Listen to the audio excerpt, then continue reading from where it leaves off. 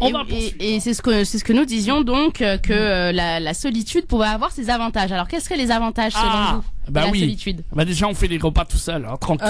Non, ça c'est pas bon. Quoi, c'est pas bon? Faire des repas tout seul. Si, c'est bien. Tu après, manges ce que tu veux. Après, d'accord. Non, il a raison. Attends. Après ça permet de ne plus avoir à se conformer à certaines règles de la vie quotidienne. Ça permet d'exprimer exactement. Tu veux manger une pizza? Tout à fait. Il pense qu'à manger, lui. Voilà. C'est ça son bonheur. Ça c'est bien ça.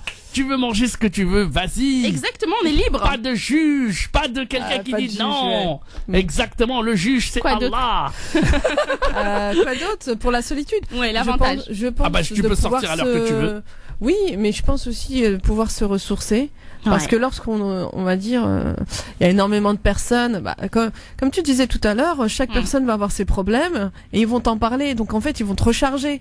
Alors que toi-même, tu es dans une phase où tu as besoin de cette solitude pour pouvoir prendre conscience de ce qui ne va pas en toi aussi. Hein. Ça aussi, c'est un temps de réflexion et qui va t'amener justement à passer une étape, un cap, une expérience douloureuse. Voilà, moi je pense que la solitude, elle est aussi nécessaire pour pouvoir se ressourcer. La solitude est nécessaire pour effectivement aller à la rencontre de soi, pouvoir écouter son intériorité, son moi le plus profond, pouvoir découvrir son espace personnel. Ça permet d'être à l'écoute de ses besoins, de ses désirs, de faire le point avec soi-même. Effectivement, c'est un moment indispensable qu'on doit pouvoir avoir dans certaines périodes de notre vie.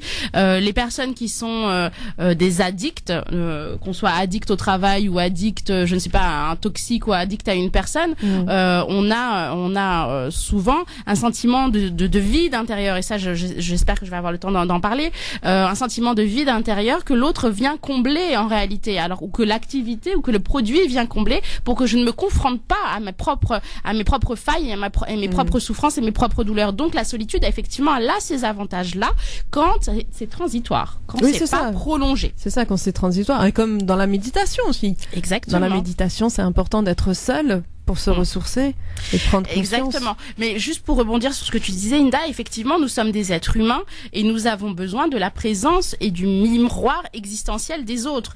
On a besoin de réconfort, on a besoin de tendresse, on a besoin de partage, on a besoin d'échange, d'émotions.